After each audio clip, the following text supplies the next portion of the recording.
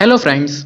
जब हम बात करते हैं क्लास 12th में विद्युत के बारे में, तो उसमें जो डेरिवेशंस आपके एग्जाम्स में जो हर साल आते ही आते हैं, उनमें है विद्युत ध्रुव की अच्छी और निरक्षी स्थिति में विद्युत क्षेत्र की तीव्रता का सूत्र ज्ञात करना।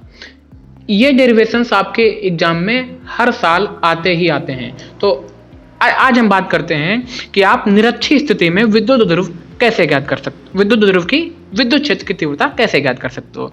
तो सबसे पहले हम ये जानेंगे कि विद्युत ध्रुव क्या होता है। हम आपको जब अच्छी स्थिति कराए थे तब भी आपको बताए थे। तो विद्युत ध्रुव अगर आपके एग्जाम में आ जाए कि विद्युत ध्रुव क्या है या विद्युत ध्रुव किसे कहते हैं, या टिप्पणी कीजिए विद्युत ध्रुव, तो क्या करोगे कि विद्युत ध्रुव एक ऐसा निकाय होता है, एक ऐसा निकाय होता है जिसमें दो बराबर और विपरीत आवेश, मतलब ये क्यू आवेश यहाँ, क्यू आवेश यहाँ, यानी बराबर और विपरीत आवेश यानी माइनस और प्लस, एक दूसरे से बहुत ही अल्प दूरी, वो अल्प दूरी कितनी होती है 2L, अल्प दूरी 2L पर रखे होते हैं। यानी विद्युत ध्रुव एक ऐसा निकाय होता है जिसमें दो बराबर और विपरीत आवेश एक दूसरे से बहुत ही अल्प दूरी पर रखे होते हैं। अब आपको इसकी निरक्षी स्थिति यानी अच्छी और निरक्षी में डिफरेंस समझिएगा। अच्छी स्थिति क्या होती है कि अगर इसके अक्ष पर कोई भी एक बिंदु P हो, और निरक्षी स्थिति यानी इसके अक्ष के बाहर, यानी इसके अक्ष से इधर उधर ऊपर नीचे कहीं भी हो सकता है। तो इसके निरक्षी स्थिति यानी अनुप्रस्थ स्थिति में आपको एक बिंदु दिया है P। ये P बिंदु इसके मध्य बिंदु से R दूरी पर है। जो P बिंदु आपका है वो इसके मध्य बिंदु से कितनी दूरी पर है, R डिस्टेंस पर। इस बिंदु P पर, यानी यहाँ कहीं पे आपका एक बिंदु क्या है P, इस बिंदु P पर आपको इस विद्युत ध्रुव के कारण, यानी यहाँ पे आपका -Q इसके कारण और +Q इसके कारण, यानी इस बिंदु P पर आपको विद्युत क्षेत्र की तीव्रता का सूत्र ज्ञात करना है। ठीक है। और जब हम निरक्षी स्थिति लेते हैं तो इसमें आपकी दो चीजें पॉइंटेबल हो जाती हैं। निरक्षी स्थिति में आपके बनते हैं घटक, यानी दिशा का खेल होता है। ठीक है। इसमें जो आपका +Q के कारण जो आपका EQ घटक जाएगा वो कुछ इधर जाएगा, उसको बोलोगे आप E1। ठीक है। और जो आपका E2 घटक है -Q के कारण वो आपका कुछ इधर जाएगा, उसको बोलोगे आप E2। यानी E1 उस साइड जा रहा है, E2 इस साइड जा रहा है। जब आप इसका परिणामी निकालोगे, इन दो घटक के बीच में जब आप इसमें परिणामी निकालोगे, है ना, परिणामी विद्युत क्षेत्र, तो वो आपका क्या होगा, वेक्टर E। यानी आपको यहीं पे परिणामी विद्युत क्षेत्र आपको E निकालना है। ठीक है। और इसमें जो आपका पता है कि जिसके साथ कोण बनता है वो किसका होता है, कॉस का, और दूसरा कोण किसका होता है, साइन का। यानी इन दोनों के साथ जो कोण बन रहा है वो क्या है, कॉस के। ठीक है। इस चीज को हम यहाँ पे इसको अलग से समझ सकते हैं। जैसे ये क्या है, जैसे यहाँ पे आपका एक ये जा रहा है, ये वाली लाइन दिस वन, यहाँ पे आपका एक घटक कौन सा है, E1। ओके। और आपका दूसरा घटक कौन सा है, E2। ये दूसरा घटक क्या जा रहा है, E2। देखिए ये वाला E1 और ये वाला E2, जिसको हम यहाँ पे हाईलाइट कर रखे हैं, ये वाला E2। तो E1 E2 इसका परिणामी घटक ये कौन सा होगा, E। यही आपको E ज्ञात करना है। ठीक है। और ये होता है फैक्ट जिसके साथ कोण बनता है, यानी कोण आपका ये बन रहा है थीटा, ये आपका बन रहा है, यानी ये इसके साथ कोण बनाना, तो ये आपका क्या हुआ, E1 cos थीटा। जिसके साथ कोण बनता है वो किसका होता है, कॉस का। और इसके साथ दूसरा घटक E2 वाला घटक क्या होगा, E2 cos थीटा। यानी ये दोनों घटक एक ही दिशा में है, यानी जुड़ के आएगा। ठीक है। और आपको फिर जिसके साथ कोण नहीं बना वो किसका होगा, यानी ये वाला आपका कौन सा होगा, E1 sin थीटा है। जिसके साथ कोण नहीं बनता है वो साइन का होता है। और ये वाला भी घटक आपका कौन सा है, E2 sin थीटा।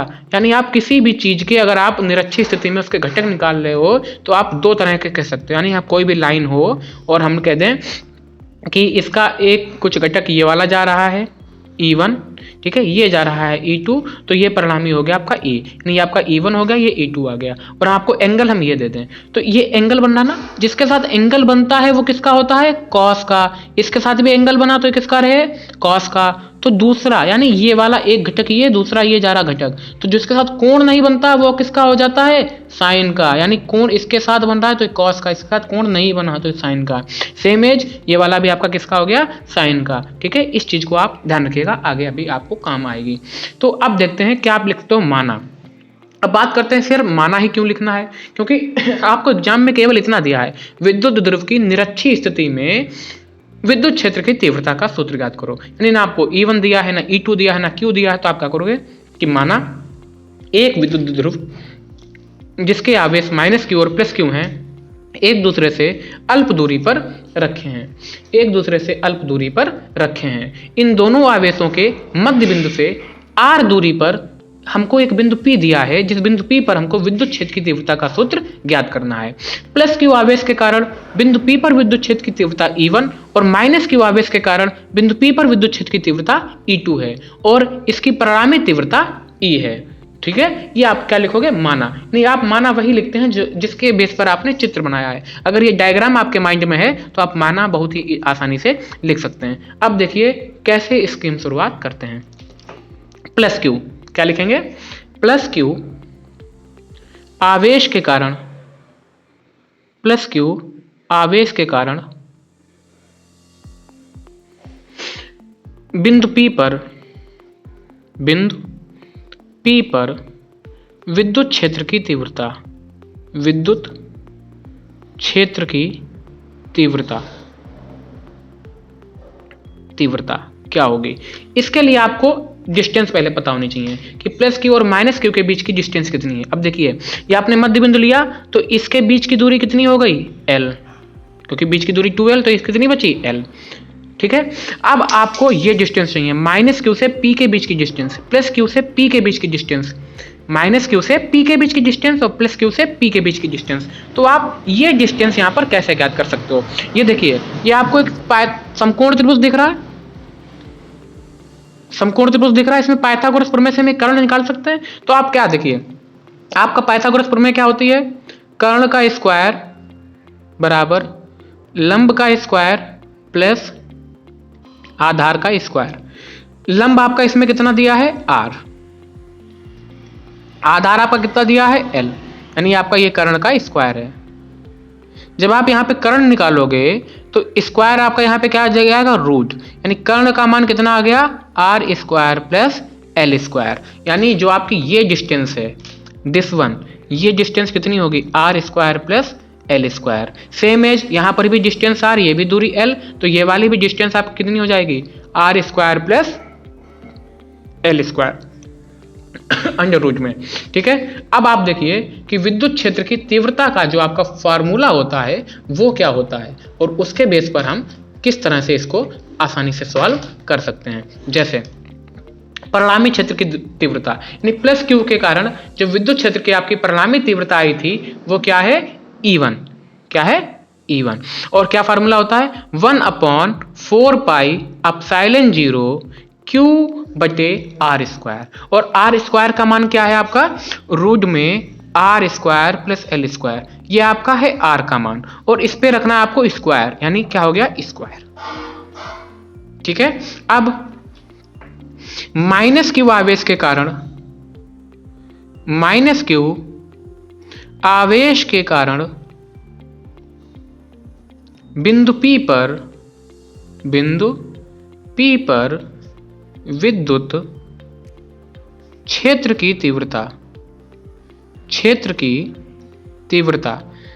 अब -Q आवेश के कारण जो आपकी विद्युत क्षेत्र की तीव्रता होगी वो E2, वो क्या होगी, 1/4πε0 Q/r², और r का मान इसमें भी सेम है आपका, देखिए रूट में r² प्लस l², तो यहाँ पर भी r का मान क्या रखेंगे, रूट में r² प्लस l², और जब r का स्क्वायर करोगे तो इसका भी पूरा स्क्वायर हो जाएगा। ठीक है, अब इसमें आपने E1 फाइंड आउट किया और E2 फाइंड आउट किया है ना, जैसा आप यहाँ पे बताया था, E1 निकाल लिया, E2 निकाल लिया। अब आपको निकालना परिणामी, और परिणामी दोनों एक ही तरफ हैं, यानी दोनों परिणामी कैसे आ जाएंगे, जुड़ के, दिशा एक तरफ है तो जुड़ जाएंगे। तो क्या करोगे, परिणामी,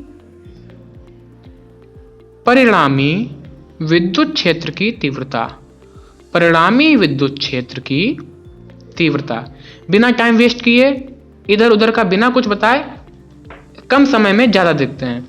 E बराबर E1, यानी आप इसमें यहाँ पे घटक भी लेंगे, E1 cos थीटा और E2 cos थीटा, तो यहाँ पे E बराबर E1 cos theta plus E2 cos theta. अब यहाँ पे आप E1 और E2 के मान ये रख देंगे, देखिएगा किस तरह से। E1 का मान 1/4πε0 क्यू बटे रूट में R square plus L square का होल स्क्वायर और कॉस थीटा आपका ऐसे रहा। फिर E2 का मान भी 1/4 पाई एप्सिलॉन 0 क्यू बटे R square plus L square का होल स्क्वायर, इसका भी स्क्वायर और कॉस थीटा आपका सेम इसी प्रकार से। अब आप देखिए जो ये टर्म है वही ये टर्म है, तो ये भी एक वो भी एक, ये जुड़ के हम 2 लिख लें, यानी ये क्या बन गए 1 1 2, तो 1 ये 2 हो गए आपके 4 पाई एप्सिलॉन नॉट क्यू बटे। अब ये देखिए रूट और स्क्वायर आपस में कट हो गए, है ना, रूट और स्क्वायर आपस में कट हो गए, तो ये आपका क्या बचा R square plus L square और आपका ऊपर कॉस थीटा। उम्मीद करते हैं कि अभी तक आपको सब समझ में आ रहा होगा। अब यहाँ पर एक टर्म आपका फंसा कॉस थीटा। इस कॉस थीटा को आपको सॉल्व करना है। इस कॉस थीटा का मान देखिए कहाँ से लाते हैं, परंतु कॉस थीटा, अगर आपने अभी मेरी मैथ में एक वीडियो भी मैंने आपको त्रिकोणमिति के महत्वपूर्ण वीडियो एक बना के दी है, अगर आपने उसको देखा होगा तो आपको पता होगा कि आप लाल बटे कक्का आपको पता होना चाहिए। लंबू आम लाया कच्चे कच्चे आम, तो यहाँ पे आपका साइन होता है, कॉस होता है, टेन होता है, कॉसेक होता है, सेक होता है, कॉट होता है। तो कॉस क्या है आपका आधार बटे कर्ण, परंतु कॉस थीटा आपका क्या होता है आधार बटा कर्ण। अब देखिए आप वापस से आइए डायग्राम पे, आधार आपका कहाँ है और कर्ण आपका कहाँ है, ये देखिए इसमें आपको आधार और कर्ण लेना है। आधार आपका क्या है L, आधार क्या है L, चाहे इधर का देख लीजिए चाहे इधर का देख लीजिए, दोनों समरूप त्रिभुज हैं। आधार आपका L और कर्ण आपका रूट में R square plus L square, यानी आधार आपका कितना था L और कर्ण कितना था रूट में R square plus L square, यानी ये आपने कॉस थीटा का मान यहाँ से निकाला। अब इस कॉस थीटा का आपका ये वाला जो मान है, इस मान को आप यहाँ पे इस कॉस थीटा की जगह रख देंगे, तो देखिए कि क्या आपका टर्म बनता है।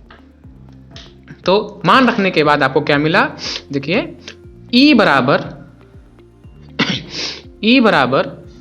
2 into 1/4 pi epsilon naught Q बटे R square plus L square into cos theta की जगह रख दीजिए L रूट में R square plus L square. अब देखिए इसको किस तरह से सॉल्व कर सकते हैं, अक्सर बच्चे इसको ही गलत करते हैं, देखते हैं किस तरह से आप इसको बहुत ही आसानी से सॉल्व कर सकते हैं।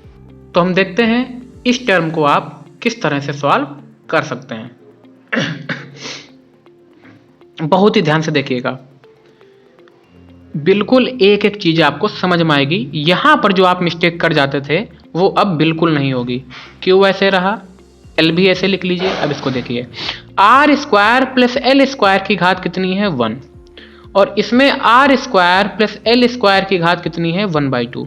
आपने इस रूट को 1/2 लिख दिया। अब आपको पता है गुणा करने पर घातें जुड़ जाती हैं, यानी 1 और 1/2 को ऐड कर दीजिए।